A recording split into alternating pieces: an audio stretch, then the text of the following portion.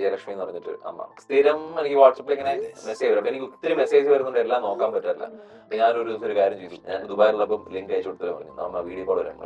അപ്പൊ അമ്മ താമസിക്കുന്ന വൃദ്ധദാന സദനത്തിലാണ് താമസിക്കുന്നത്. കാല് നീ റീപ്ലേസ്മെന്റ് സർജറി ഒക്കെ കഴിഞ്ഞു. ഫാമിലിയിലെ ബാക്കിയുള്ളവരെല്ലാവരും പുള്ളിക്കാർ മാത്രമേ ഉള്ളൂ. അപ്പം അവിടെ മരിക്കണം എന്നുള്ള ഫീല്, എങ്ങനെയെങ്കിലും മരിച്ചാൽ മതി എന്നുള്ള രീതിയിൽ ഇരിക്കുമ്പോഴത്തേനും ആണ് ഫീൽഡിൽ ഞങ്ങളുടെ പാട്ട് കയറി വന്നത്. പിന്നെ അപ്പൊ വീഡിയോ കോൾ ചെയ്തപ്പോ അമ്മ അങ്ങ് കരയുക. പിന്നെ ഇപ്പൊ അമ്മേൻ്റെ അടുത്ത് പറഞ്ഞ് ചെന്നൈ വരുമ്പോഴത്തേനും ഒന്ന് വരണം, എനിക്ക് നിന്നെ തൊടണം എന്നിപ്പോ അങ്ങനെയൊക്കെ എന്ന് പറഞ്ഞ് ഭയങ്കര ആഗ്രഹമായിട്ട്. അപ്പൊ അമ്മ ആ ലൈഫ് തന്നെ ഞങ്ങൾക്ക് വേണ്ടി മാറ്റി.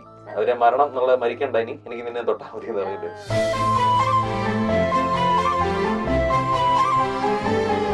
ഏറ്റവും കുറച്ച് സമയം എടുത്ത് റിഹേഴ്സൽ ചെയ്ത പാട്ട്? ഇല്ല എന്ന് சொன்ன பின்பும் இன்றையமையாது சொல்லை கண்ட போதும் எங்கள் இல்லை மாறாது ശിവനും വിഷ്ണുവും ഒന്നേ തത്വം അന്തി പാതയെന്ന് തോർക്കാതെ വീരപെരുമാൾ മുന്നാലെങ്കൾ വീരഭക്തിയും തോക്കാതെ രാജലക്ഷ്മി നായകൻ ശ്രീനിവാസൻ താൻ ശ്രീനിവാസൻ സേയുന്ന വിഷ്ണുദാസൻ താൻ.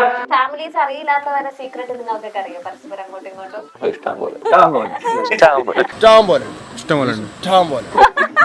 ഇത് കാണുമ്പോ എന്തായാലും വീട്ടിൽ ഇഷ്യൂ ആവുമല്ലോ. ഞങ്ങളെ മനസ്സിലാക്കിയവരാണ്, അതുകൊണ്ട് അവർ ചോദിക്കത്തില്ല. പ്രശ്നമുള്ള സീക്രട്ടുകൾ ഒന്നും തന്നെ ഞങ്ങൾ ക്യാരി ചെയ്യാറില്ല. കാരണം ഒന്നാമത്തെ കാര്യം, സീക്രട്ട് സൂക്ഷിക്കാൻ പറ്റുന്ന ഒരു ഗ്യാങ് അല്ല. പ്രത്യേകിച്ച് ജീവൻ ഇഞ്ചി മൈ മീൽ പാർട്ട്ണർ.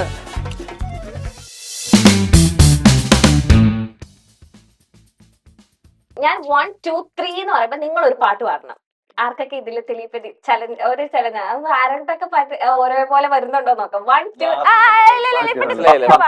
ഒരേ പാട്ട് പാടണം. 1 2 3 ഞാനൊരു ക്വസ്റ്റ്യൻ പറഞ്ഞു കഴിഞ്ഞിട്ട് 1 2 3 നിങ്ങളുടെ ഉള്ളിൽ ഏത് പാട്ടാണ് വരുന്നത് അത് പാടണം. ഓക്കെ? ക്വസ്റ്റ്യൻ ഓക്കെ ഓക്കെ 1 2 3 എന്ന് ക്വസ്റ്റ്യൻ വായിക്കും. ഞാൻ 1 2 3 എന്ന് പറയുമ്പോ നിങ്ങൾ ആ പാട്ട് പാടുക, നിങ്ങളുടെ മനസ്സിൽ വരുന്ന പാട്ട് പാടുക. ഓക്കെ, റെഡി ആണോ?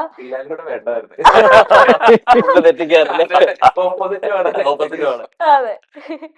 ഏത് സമയത്തും ഇപ്പോഴും എവിടെയും കണ്ണുപൂട്ടി പാടിയേക്കാം എന്ന് നിങ്ങൾ എല്ലാവരും പറയുന്ന ആ പാട്ട്. 1 2 3.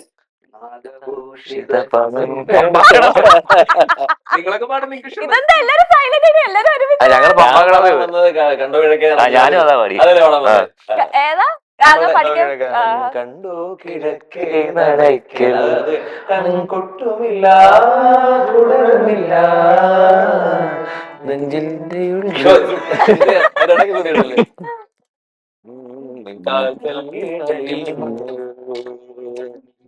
വൃന്ദാവന നികുഞ്ചങ്ങളില്ലാതെ നീ ചന്ദനം പോൽ മാറിലണിയുന്നു. വൃന്ദാവന നികുഞ്ചങ്ങളില്ലാതെ നീ ചന്ദനം പോൽ മാറിലണിയുന്നു. നിന്റെ മന്ദസ്മിതത്തിൽ ഞാൻ തുളിരുന്നു. പറയരുതേ രാധയറിയരുതേ ഇത് ഗുരുവായൂരപ്പാരഹസ്യം. അല്ല, ഞാൻ പമ്പാകണതിയാ കണ്ടോ? ഞാനത് തന്നെ. ഞാൻ പാടിയില്ല. പാടിയിട്ട് ഏറ്റവും നല്ലത് നോക്കി ഇനി 1 2 3 എല്ലാരും പറഞ്ഞു. ആരൊക്കെ തെറ്റുന്നത് കുഴപ്പമില്ല. ഏറ്റവും കൂടുതൽ റിഹേഴ്സൽ ചെയ്തിട്ടുള്ള പാട്ട്? 1 2 3. ഓം ശിവോഹം. അറിയോ? അല്ല അല്ലേ? നീല നീല പ്രാക്ടീസ് ഒന്നുമില്ല. പ്രാക്ടീസ്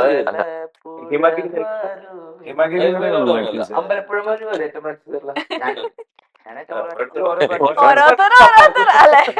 ഏറ്റവും കൂടുതൽ പ്രാക്ടീസ് ചെയ്തിട്ടുള്ളത് 1 2 3 പറഞ്ഞ ആരായി? നിങ്ങൾ രണ്ടും എല്ലാവർക്കും പല പല. ശരിക്കും പല പാട്ടുകളും ഞങ്ങൾ പ്രാക്ടീസ് കുറവാ.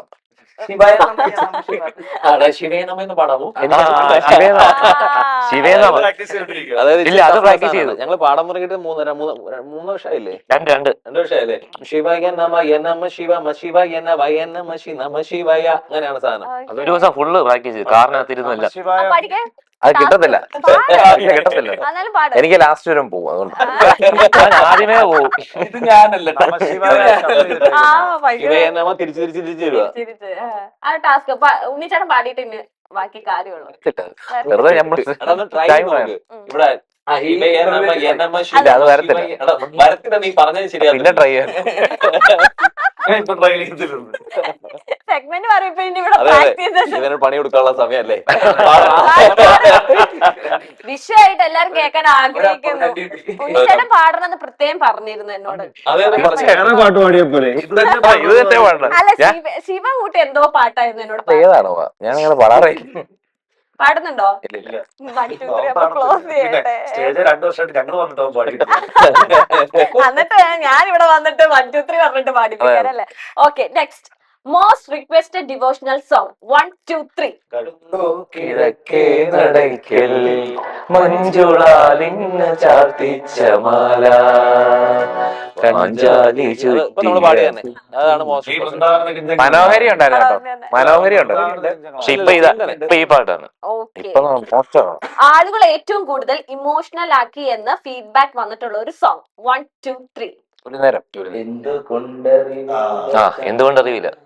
ഏറ്റവും കൂടുതൽ ആൾക്കാർ പറഞ്ഞിരിക്കുന്ന അതിനേക്കാളും ഒരു നേരമെങ്കിലും ഒരു നേരം എന്തുകൊണ്ടറിയില്ലാണ്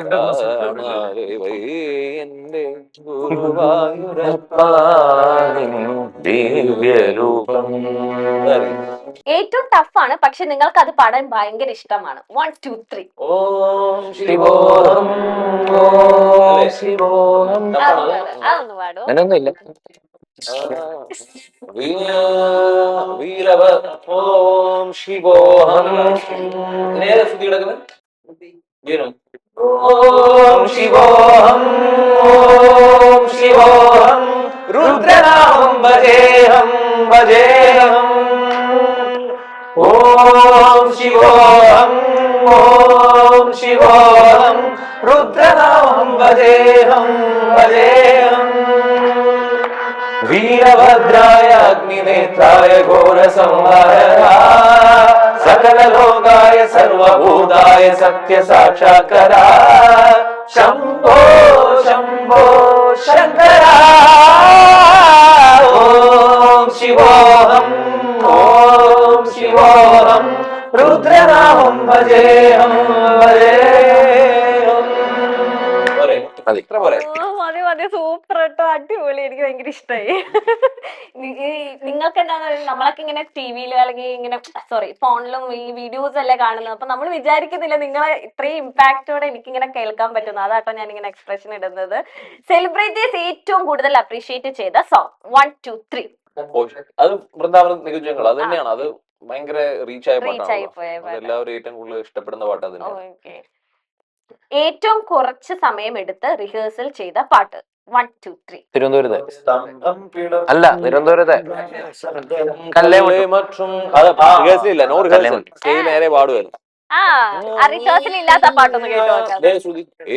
இல்ல என்று சொன்ன பின்பும் இல்லையமையாது தொல்லை தந்த போதும் எங்கள் தில்லை மாறாது. இல்லை என்று சொன்ன பின்பும் இல்லையமையாது தொல்லை தந்த போதும் எங்கள் தில்லை மாறாது. சிவனும் விஷ்ணுவும் ஒன்றே தத்துவம், அன்பின் பாதை என்று தோற்காது. வீர பெருமாள் முன்னால் எங்கள் வீர பக்தியும் தோற்காது. ராஜலட்சுமி நாயகன் ஸ்ரீனிவாசன் தான், ஸ்ரீனிவாசன் சேர்ந்த விஷ்ணுதாசன் தான். ராஜையுண்டு 1000 ராஜராஜன் தான், ராஜனுக்கு ராஜன் என்ற ரங்கராஜன் தான். கல்லை மற்றும் கண்டால் கடவுள் தெரியாது, கடவுள் மட்டும் கண்டால் கல்லடி தெரியாது.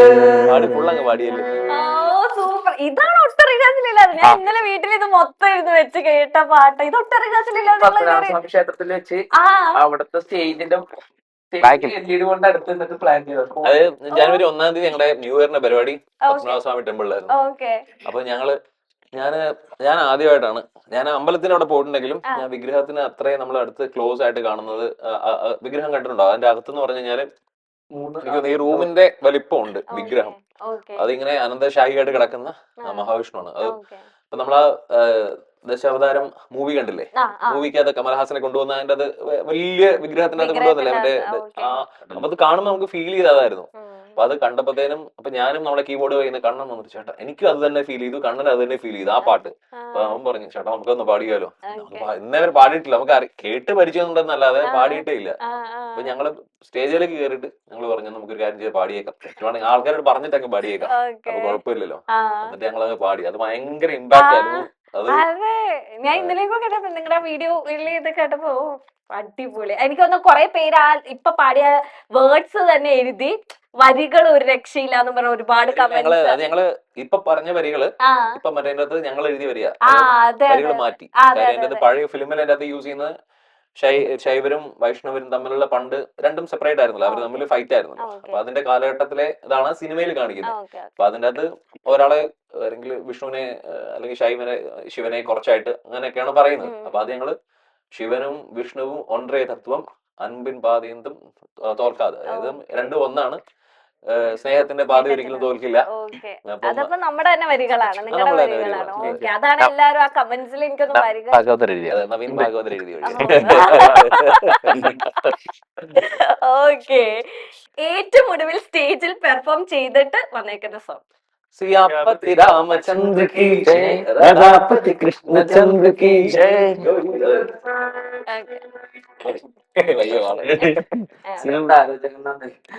ഓക്കെ, അപ്പൊ ഈ സെഗ്മെന്റ് തീർന്നിരിക്കുകയാണ്. കൈയെഴുത്തുകൾ 1, 2, 3. ഇനി പടപെടെ നമ്മുടെ സെഗ്മെന്റിലേക്ക് പോവാണ്. റാപ്പിഡ് ഫയർ ആണ്. സമയത്തിന്റെ കാര്യത്തിൽ ഏറ്റവും പെർഫെക്റ്റ് ആയിട്ടുള്ള ആൾ? ഓ, പ്രത്യേകിച്ച് ഇനി എക്സ്പ്ലനേഷൻ ഒന്നും വേണ്ട. കൂട്ടത്തിൽ എപ്പോഴെങ്കിലൊക്കെ ലിറിക്സ് മറന്നിട്ട് പണി തന്നിട്ടുള്ള ആൾ? സമ്മതിച്ചിട്ടില്ല. ഓക്കെ, വന്നിട്ടില്ലാത്തോണ്ട് വിട്ടേക്കുന്നത്. The most unexpected stage moment?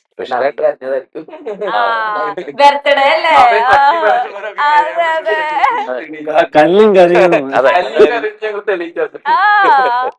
Unexpected ആയിട്ട് ബർത്ത്ഡേ മക്കളുടെ ഇത് അൺഎക്സ്പെക്ടഡ് എന്ന് പറഞ്ഞാല് ഞാൻ എക്സ്പെക്ടഡ് ആയിരുന്നത്. ഞാൻ ആ വീഡിയോ ഇവനെ സർപ്രൈസ് ആയിട്ടാണ് ആ വീഡിയോ ഇട്ടത്. പക്ഷെ അപ്പു എന്റെ അടുത്തത് ബ്രീഫ് ചെയ്തപ്പോ ഞാൻ പറഞ്ഞായിരുന്നു മോനെ ഇത് നവീൻ കരയുമെന്ന് പറഞ്ഞു. അല്ലെങ്കിൽ കുറച്ചുകൂടി ഇമോഷണലി അങ്ങനത്തെ കാര്യങ്ങൾക്ക് ഇവൻ അറിയാം. അപ്പൊ അവനറിയാം നമ്മള് ബ്രേക്ക് ആവുന്ന മൊമെന്റ്സ് അറിയാം. അതെ അതെ അതെ, എനിക്കൊന്ന് നിങ്ങളുടെ അതിന്റെ ക്യാപ്ഷൻ തന്നെ അൺഎക്സ്പെക്ടഡ് സർപ്രൈസ് എന്നായിരുന്നു. അത് ഈ നമ്മളെ കുക്ക്ഡ് സ്റ്റോറീസിൽ അപ്പുവിന്റെ ക്യാപ്ഷൻ രണ്ടാമത്തെ പാർട്ടും അങ്ങനെ അപ്പൊ അയച്ചു തന്നു വീഡിയോ ഫസ്റ്റ് ഭജൻ കണക്കിന് മുമ്പ്. അപ്പൊ ഞാൻ അപ്പൊ അപ്പുവിന് ഞാൻ തിരിച്ചു മെസ്സേജ് മോനെ ഇത് നവീൻ ഉറപ്പായിട്ട് കരയും മെസ്സേജ്. അങ്ങനെ അധികം കരയില്ല, ഭയങ്കര ഇങ്ങനെ പിടിച്ചു കടോന്റെ ഹൃദയം പറയില്ലല്ലോ അങ്ങനെ. പക്ഷെ ഞാൻ കരയൊക്കെ ചെയ്യും. കരയെന്ന് പറഞ്ഞാല് ഞാൻ അങ്ങനെ ആൾക്കാരുടെ ഫ്രണ്ടിൽ കരയത്തില്ല. നമ്മളിപ്പോ ഒരാളുടെ നമ്മള് ഭയങ്കര ടച്ചിങ് ആയിട്ടുള്ള ആരുടെങ്കിലും കാര്യങ്ങളൊക്കെ ഉണ്ടായാലും ഇമോഷൻസ് ഉണ്ടായാലൊക്കെ നമ്മള് സിനിമ കണ്ടോണ്ടിരുന്നാൽ നമ്മൾ അത്രയും ടച്ചിങ് ആയിട്ടുള്ള സിനിമ നമ്മളുടെ കണ്ണ് നിറയും. അങ്ങനത്തെ അങ്ങനെ കരയത്തില്ലാത്ത കടോര ഹൃദയമൊന്നും അല്ല. പക്ഷെ ആൾക്കാരുടെ ഫ്രണ്ടിൽ നമ്മള് ബ്രേക്ക് ആവാതെ നോക്കും. അതാണ് ആ വീഡിയോ തന്നെ ബാക്കിൽ പോയിരുന്നിട്ടാ കരഞ്ഞത്. അതുകൊണ്ട് ഞങ്ങൾക്ക് എക്സ്പ്രഷൻ കാണാൻ പറ്റില്ല. അതെ, എല്ലാവരും കരയും. എനിക്കൊന്ന് അന്ന് കുട്ടികളൊക്കെ കൊറേ ആയോ? അത്രയും കുറച്ചു ദിവസമായി അവരുടെ സമയം സ്പെൻഡ് ചെയ്യാൻ പറ്റുന്നില്ലായിരുന്നു അവരുടെ. അപ്പം അവര് അതായിരുന്നു നമുക്ക് ഒട്ടു സമയങ്ങൾ പോയി കഴിഞ്ഞാലും ഈ വർക്കിന്റെ ഇടയ്ക്കും പിന്നെ അതെല്ലാം ആയിട്ട് എനിക്ക് ഭയങ്കര. കാരണം മിക്ക ആക്ടേഴ്സിനെ നമ്മൾ ഇന്റർവ്യൂ ചെയ്യുമ്പോൾ എല്ലാരും പറയുന്ന ഫാമിലി ആയിട്ട് നമ്മൾ വിചാരിക്കുന്നത് എന്താ നിങ്ങളൊക്കെ എൻജോയിങ് ലൈഫാണ്, എന്താണ് ഫുൾ ടൈം പ്രോഗ്രാംസും കാര്യങ്ങളും. പക്ഷെ ഏറ്റവും ഇമ്പോർട്ടന്റ് ആയിട്ട് വന്നതൊക്കെ നിങ്ങൾ സാക്രിഫൈസ് ചെയ്തിട്ടാണ് വന്നിരിക്കുന്നത്. അതുകൊണ്ട് എനിക്ക് ഭയങ്കരമായിട്ട് കണക്ട് ചെയ്യാൻ പറ്റുന്നുണ്ട്. ഓക്കെ, ഭജൻ ആലി വരവ് കണ്ടിട്ട് വരവ് വന്നപ്പോ ഞാൻ ഇതൊക്കെ കട്ട് ചെയ്തില്ലല്ലോ അല്ലേ? അതെ, മറ്റേ മലയാളം വായിക്കാൻ അറിയത്തില്ലാത്ത അങ്ങനെ പറയണ ഒന്നും ഞാൻ ഏറില്ല കുറച്ച് ദിവസമായിട്ട്. കുറച്ച് നമുക്ക് സ്പേസിലേക്ക് പോവാം. വാഴയുടെ എടുത്തതിന് ശേഷം ഞാൻ കുറച്ചങ്ങ് ഏറിലായിരുന്നു. ഭജൻ ആലപിക്കുന്നതിനിടയിൽ ഭജൻ ആലപിക്കുന്നതിനിടയിൽ ചിരിച്ചു പോയേക്കാവുന്ന രീതിയിൽ സ്റ്റേജിൽ സംഭവിച്ച ഒരു ഫണ്ണി മൊമെന്റ്? എല്ലാ ദിവസവും ആലപിക്കുന്നിടയ്ക്ക് തിരിച്ചു പോയേക്കാം, പക്ഷെ നിങ്ങൾ അത് കൺട്രോൾ ചെയ്ത് അത് മറ്റേ ആ ശ്രീകാന്ത് മറ്റേ സാ ഇട്ടത് വേണം പറയാൻ. അത് നമ്മളത് പറഞ്ഞല്ലോ. അല്ലാണ്ട് വേറെ പുതിയതോ? ഡാൻസ് ചെയ്ത് വണ്ടി വന്നപ്പോഴത്തേക്കും ഡാൻസ് ചെയ്തില്ലേ? അതെ അതെ, അതെ അത് എനിക്ക് എന്റെ അടുത്ത ദിവസമായിരുന്നു. കാര്യം ഇവന്റെ ഒരു ഹിഡൻ ടാലന്റ് ഉണ്ട്, ഇവന്റെ ഡാൻസ്. ഒന്ന് കളിപ്പിക്കാം, അടിപൊളിയാ. 2 സ്റ്റെപ്പ് നോക്കോ? അതെ, ഞങ്ങൾ ആ ഡാൻസ് കാണും. ഇത്രയും കാലം ഞങ്ങളുടെ വീഡിയോസ് ഒക്കെ എത്ര വൈറലായിട്ടുണ്ടോ അതിനൊക്കെ ഒരു 3 ഇരട്ടി വൈറലാവും ഇവന്റെ ഡാൻസ് കണ്ടാൽ. അപ്ലോഡ് ചിലപ്പോ അടുത്ത ഫിലിമും കൂടെ ഓപ്പർച്യൂണിറ്റി കിട്ടിയാലോ, ഒരു 2 സ്റ്റെപ്പ് വെച്ചോ. അല്ല അത് ഡാൻസിന്റെ പിറ്റേ അല്ല അത് അത് കണ്ടാൽ ദിവസം അല്ല അത് ആ ഡാൻസ് കാണുകയാണെങ്കിൽ ചിലപ്പോ കൊടുത്ത ആള് ചിലപ്പോ സിനിമ വേണ്ടെന്ന് വെച്ചേക്കും. അതിന് പറ്റിയ സിനിമ ഉണ്ടാക്കണം, അങ്ങനത്തെ ഒരു ഡാൻസ്. എന്നിട്ട് അത് എന്റെ മൈൻഡില് മറ്റേ ആ അടുത്ത ദിവസം ഒരു പാട്ടൊക്കെ പാടിയപ്പോഴത്തേന് ഇവൻ മറ്റേ കൂളായിട്ട് ഭയങ്കര സ്നേഹം ഭയങ്കര പാവമായിട്ടില്ല. അപ്പൊ എന്റെ മൈൻഡില് മറ്റേ വിഷ്വൽ നോക്കുമ്പോ നവീന സൈഡിൽ നിന്ന് കൈ കൊണ്ട് ആക്ഷൻ ഞങ്ങളെ പുറകെ ഞങ്ങളെല്ലാം നിശ്ചയിച്ചത്. അത് ശരിയാ, നമ്മള് സ്റ്റേജിൽ ഭയങ്കരമായിട്ട് പെർഫെക്റ്റ് ഇവര് തലൂസം കാണിച്ച രംഗങ്ങൾ ഓർക്കുമ്പോ നമുക്ക് ചിരി വരും. ഓക്കെ, അഭി കൊറേ ഇതുണ്ടല്ലേ അഭിക്ക്, മൊത്തത്തിൽ ഒരു ദുരൂഹതയാണല്ലോ Abhi. Okay, one dream stage to perform. ഞാൻ പറഞ്ഞിട്ടുണ്ട് നമ്മുടെ ലണ്ടനിലെ സ്റ്റേജ്, വീണ്ടും ഞാൻ പറഞ്ഞു അതിന്റെ പേര്, ദ ഗ്രാൻഡ് എന്തായാലും ദ വേൾഡ്സ് ബിഗസ്റ്റ് സ്റ്റേജ്. എനിക്ക് ജയിക്കില്ല. മലയാളം പോലും അറിയത്തില്ല, അയ്യോ, ഇങ്ങനെ എടുത്ത് പറയല്ലേ, ഇത് cut ചെയ്യണം. ഇത് കട്ട് ചെയ്യാൻ പറ്റില്ല. ഇഞ്ചി മൈ മീൽ പാർട്ട്ണർ. അതുകൊണ്ട് ഇടയ്ക്ക് പറഞ്ഞു എഴുതിക്കൊണ്ട് വന്ന ചോദ്യങ്ങൾ തെറ്റിച്ച് വായിക്കുന്ന ആളുടെ അടുത്താണ് GK ചോദിക്കുന്നത്. അയ്യോ, എന്റെ ദൈവമേ. ഇതെങ്ങനെങ്കിലൊക്കെ കട്ട് ചെയ്ത് കളയണം പ്ലീസ്. അത് ഇതും ഇടണം കേട്ടോ, കണ്ടോ, സെർച്ച് ചെയ്തോണ്ടിരിക്കുക. ഇത് ഞാൻ വിടും. പേര് അവിടെ ഞങ്ങൾക്ക് ചെയ്യണമെന്നാണ് ഞങ്ങൾക്ക് ആഗ്രഹം. ഞാൻ പേര് ഓർമ്മ ഉണ്ടായിരുന്നു, എന്റെ പേര് വിട്ടുപോകുന്ന. ഭയങ്കര വലിയൊരു പേര്, അത് വേണം. റോയൽ എന്തായിരുന്നു? റോയൽ റോയൽ എൻഫീൽഡിന്റെ ഷൂട്ട് ചെയ്ത റോയൽ എൻഫീൽഡിന്റെ ഷൂട്ട് അവിടെ വെച്ചാൽ കാര്യം അത് റോയൽ ആയതുകൊണ്ട് റോയൽ എൻഫീൽഡിന്റെ ലേറ്റസ്റ്റ് ഷൂട്ടൊക്കെ അവർ വെച്ചേക്കുന്ന റോയൽ സ്റ്റേജിന്റെ സ്റ്റേജിന്റെ അതിന് കപ്പാസിറ്റി എന്ന് പറഞ്ഞാൽ 1,00,000 മേലുള്ള ആൾക്കാരാണ്. അത് മറ്റേ റൗണ്ടില് 360 ഡിഗ്രിയിലൊക്കെയാണ്. അപ്പൊ അതിന്റെ സെൻട്രൽ സ്റ്റേജ് വന്നിട്ടൊക്കെ ഭയങ്കര സ്റ്റേജാ, ഹ്യൂജ് സ്റ്റേജ്. അത് നമ്മളെ UK പോകുന്ന ആള് തന്നെ പറഞ്ഞിട്ടുണ്ട് നിങ്ങളെ അവിടെ കൊണ്ടുവന്ന് ചെയ്യണം. അതിങ്ങനെ മനസ്സിൽ കിടക്കും. അത് നല്ല രസമായിരിക്കും, അടിപൊളി അല്ലേ? ചെയ്യണം ആഗ്രഹം. ടിക്കറ്റ് എനിക്ക് നയിച്ചു തന്നെ ടിക്കറ്റ് തരാം, ലിങ്ക് അയച്ചു. അങ്ങനെയല്ലല്ലോ, നിങ്ങളുടെ ഡ്രീം നടക്കാൻ വേണ്ടി ഞങ്ങളിപ്പോ പ്രാർത്ഥിക്കും. അപ്പൊ നടന്നു കഴിയുമ്പോ തരാം. ടിക്കറ്റ് മിസ് എടുത്തോളാലോ, ടിക്കറ്റ് അയച്ചു തരാം. വേണ്ട, ടിക്കറ്റ് ഞങ്ങൾ എടുത്തോളാം, മറ്റേതൊക്കെ എടുത്തോന്നാ മതി. Okay, mike or sound system എപ്പോഴെങ്കിലും പണി റോയൽ ആൽബർട്ട് ഹാൾ. ഓക്കെ, ചേട്ടൻ കണ്ടുപിടിച്ച Royal Albert. Okay, mike or sound system എപ്പോഴെങ്കിലും പണി തന്നിട്ടുണ്ടോ? ഒരുപാട് സ്റ്റേജ് കിട്ടാറുണ്ട്. സൗണ്ട് സിസ്റ്റം നോക്കണ ചേട്ടനല്ലേ? ഇപ്പൊ ഇല്ല, ഇപ്പൊ അല്ല, നേരത്തെ മുന്നേ.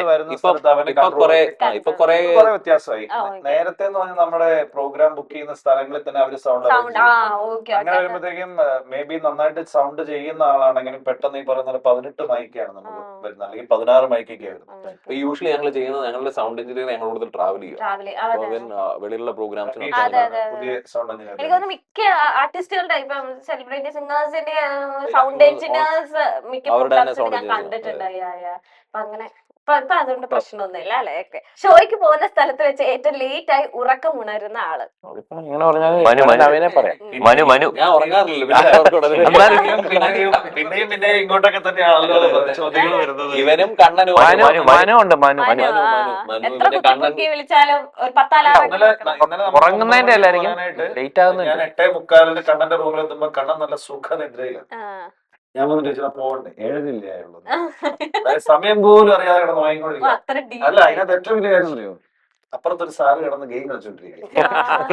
അവൻ റെഡി ആയിട്ട് മറ്റേ ഡ്രസ്സൊക്കെ ഇട്ടിട്ട് എന്നിട്ട് പോലും ഒന്ന് വിളിച്ചെഴുന്നേറ്റിക്കാൻ തോന്നിയില്ല, കടന്നോട്ടെ ഗെയിം കളിക്കുക. കാരണം അവനൊന്നും ശ്രദ്ധിക്കുന്നില്ല, ഗെയിം കളിക്കുക. ഓക്കെ, നിങ്ങളാണ് കുറച്ചല്ലേ? Okay, who is the energy booster in the group? Naveen.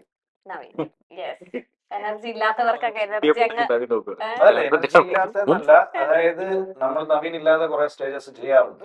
പക്ഷെ അതും വരുമ്പോഴത്തേക്കും ഒരു പ്രത്യേക അത് ആ ബോണ്ടിങ് അങ്ങനെയാണ്, അതിന്റെയാണ്. കംപ്ലീഷൻ ആകുന്നു. ടീം ഫുൾ ആകുമ്പോഴാണല്ലോ എപ്പോഴും. അതിപ്പം എല്ലാവർക്കും അവരുടേതായിട്ടുള്ള ഒരു പാർട്ടി ചെയ്യാനുണ്ട് ഇതിനകത്ത്. ഈവൻ കോറസ് പാടുന്ന ആളാണേലും ഇൻസ്ട്രുമെന്റ് പ്ലേ ചെയ്യുന്നതാണേലും ലീഡ് ചെയ്യുന്നതാണേലും അവരെല്ലാരും വരുമ്പോൾ ആ ഒരു കംപ്ലീഷൻ വരുത്തുള്ളൂ. അല്ലെങ്കിൽ ആ മേ ബി കാണുന്ന ഒരാൾക്ക് അല്ലെങ്കിൽ കേൾക്കുന്ന ഒരാൾക്ക് അത് ഫീൽ ചെയ്യത്തില്ല. പക്ഷെ സ്റ്റേജിൽ ഇരിക്കുന്നവർക്ക് ഓരോരുത്തര് ഇപ്പൊ നവീനിലെ ചില സമയത്ത് ശ്രീലാലായിരിക്കും ചാർജ്, അന്ന് ഭയങ്കര ആക്റ്റീവ് ആയിരിക്കും.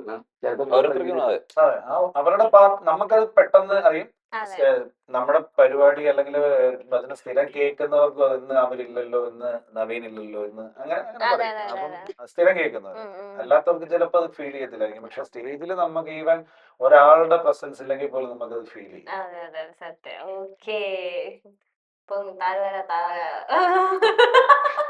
ഈ നിങ്ങളുടെ ഫ്രണ്ട്ഷിപ്പ് എന്ന് വെച്ചാൽ ഇപ്പം ഇനിയിപ്പോ ഒരു സെഗ്മെന്റിലൂടെ കഴിഞ്ഞാൽ നമ്മൾ ഇത് വൈൻഡപ്പ് ചെയ്യാൻ പോവാണ്. അപ്പൊ നിങ്ങളുടെ ഈ ഫ്രണ്ട്ഷിപ്പ് എന്ന് വെച്ചാൽ നിങ്ങൾക്ക് ഈ ഒരു ഗ്യാങ് ആണോ, അതോ നിങ്ങൾക്ക് അപ്പാർട്ട് ഫ്രം ദിസ് ഗ്യാങ്ങിന് അപ്പുറം ഒരു ഗ്രൂപ്പ് ഓഫ് പീപ്പിൾ ഒക്കെ ഉണ്ടോ നിങ്ങളുടെ?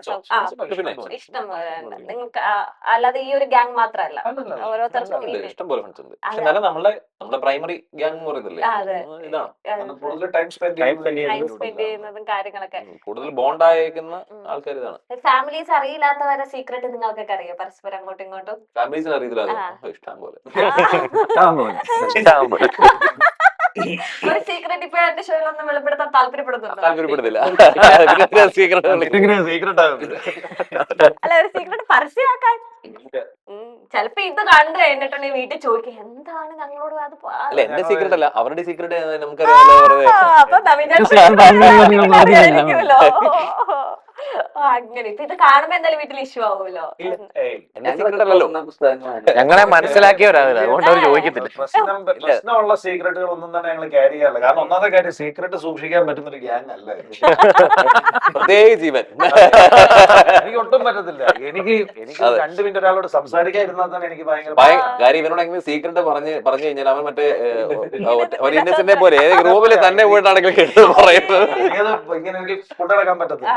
ആരോടെങ്കിലും ഒരാളോട് പറയണം. അങ്ങനെ സീക്രട്ട് പറയാറില്ല. ഓക്കെ. ഏറ്റവും കൂടുതൽ സീക്രട്ട് സൂക്ഷിക്കാൻ പറ്റുന്ന ഒരാളാരാ നിങ്ങളുടെ ഗ്യാങ്ങില്? അത് നമുക്കറിയത്തില്ലല്ലോ.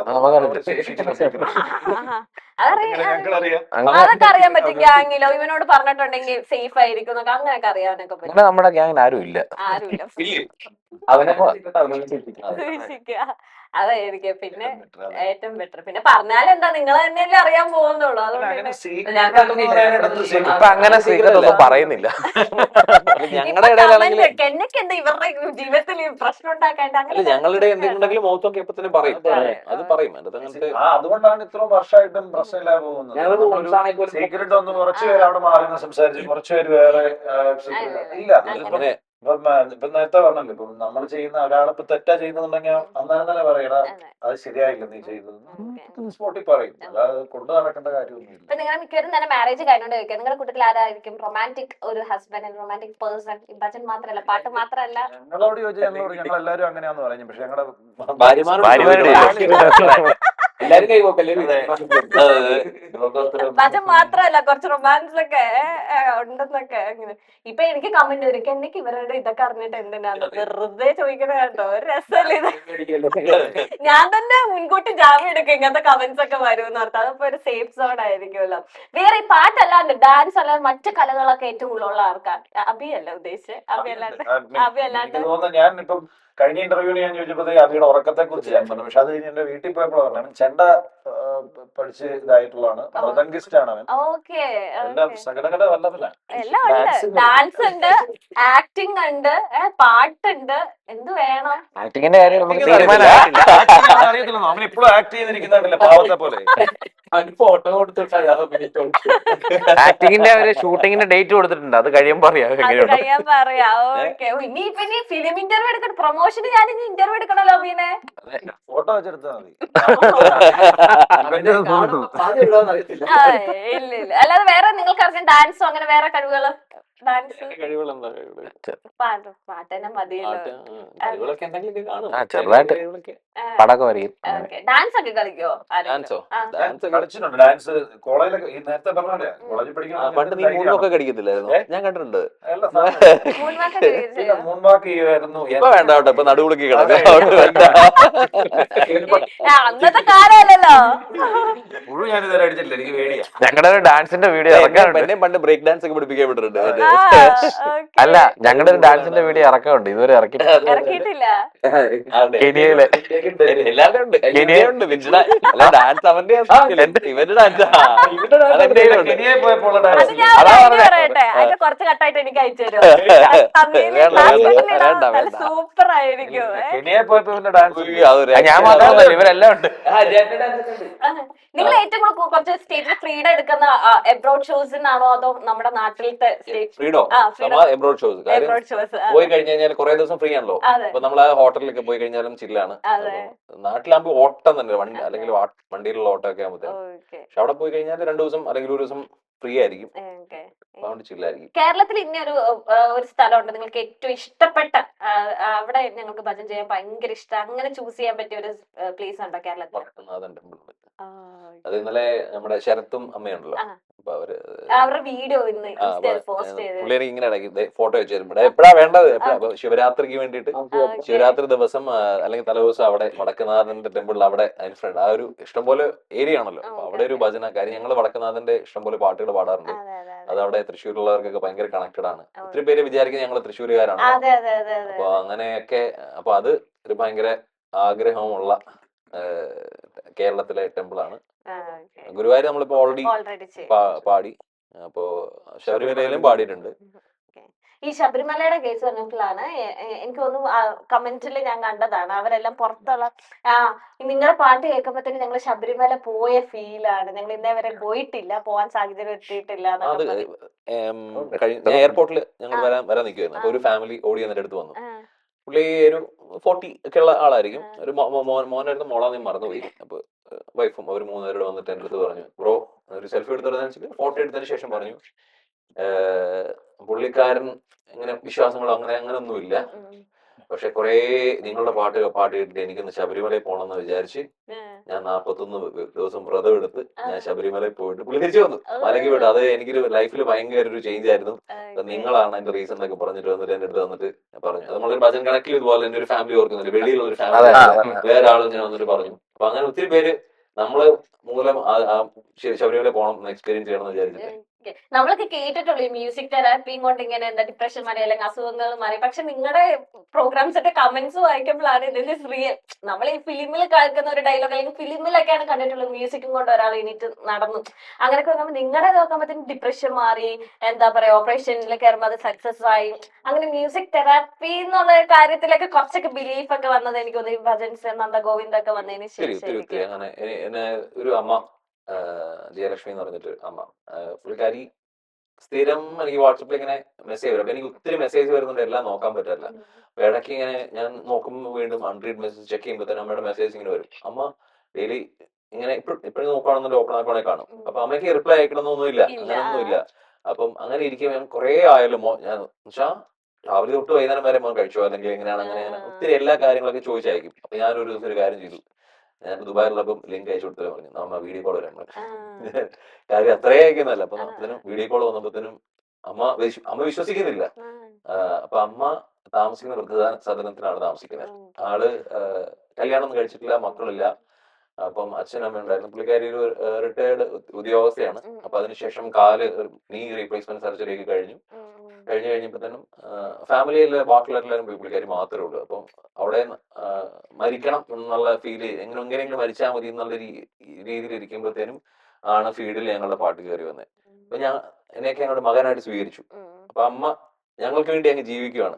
അപ്പൊ ആ വൃദ്ധസദനത്തില് അപ്പൊ അമ്മ രാവിലെ വൈകിട്ട് ഇപ്പൊ നമ്മളുടെ പറഞ്ഞില്ലേ മുഖം മാറുന്നോ അല്ലെങ്കിൽ എന്തെങ്കിലും ചെയ്യുന്നോ ഒക്കെ കണ്ടപ്പത്തിന് അപ്പൊ വീഡിയോ കോൾ ചെയ്തപ്പോ അമ്മ അങ്ങ് കരയുക. അപ്പൊ എന്നെ കണ്ടപ്പത്തിന് അമ്മയ്ക്ക് വിശ്വാസമില്ല അത് ഞാൻ റിയൽ ആയിട്ട് വീഡിയോ കോൾ ചെയ്തു എന്നുള്ളത്.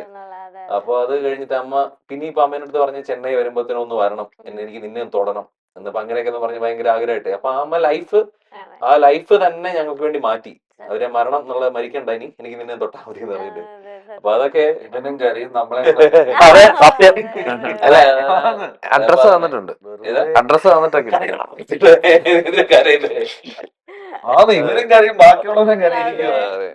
നിങ്ങൾ ഇപ്പൊ ഈ ഭജൻസ് ഒക്കെ സ്റ്റാർട്ട് ചെയ്ത് വെച്ചു, ഇങ്ങനെ ഒരു സെലിബ്രിറ്റി സ്റ്റേറ്റസ്, നമ്മുടെ ആക്ടേഴ്സിനൊക്കെയാണ് പണ്ട് കാലത്ത് നമുക്ക് ഇങ്ങനെ സെൽഫീസ് അല്ലെങ്കിൽ ആൾക്കാർ വരുന്നു, ആൾക്കാർ കാണാൻ പോകുന്നു എന്നൊക്കെ. ഇപ്പൊ നിങ്ങൾക്കും നിങ്ങളുടെ മുന്നിൽ ഫോട്ടോ എടുക്കുക, പോസ്റ്റ് ചെയ്യുക, അങ്ങനെ ഒരു സെലിബ്രിറ്റി സ്റ്റേറ്റസ് നിങ്ങൾക്ക് ഉണ്ടാവുന്ന എപ്പോഴെങ്കിലും തിങ്ക് ചെയ്തിരുന്നോ ഈ ഭജൻസിലൂടെ?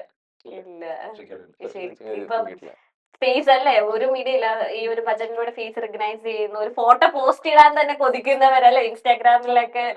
നിങ്ങളുടെ ഒരു ഫോട്ടോ വരുമ്പോഴത്തേനും നമ്മൾ കണ്ടു, മീറ്റ് ചെയ്തു, സംസാരിച്ചു എന്നൊക്കെ പറയുന്ന ഒരു രീതിയിലേക്ക് നിങ്ങൾ എത്തിച്ചു നിൽക്കുകയാണ്. ഓക്കെ, അതിന് എനിക്ക് ഇന്റർവ്യൂ എടുക്കാൻ പറ്റിയതിൽ ഒരുപാട് സന്തോഷം. അത് വിഷ്വൽ സ്പെഷ്യൽ ആയിട്ട് നമ്മുടെ മൈൽസ്റ്റോൺ മേക്കേഴ്സിൽ ആദ്യമായിട്ട്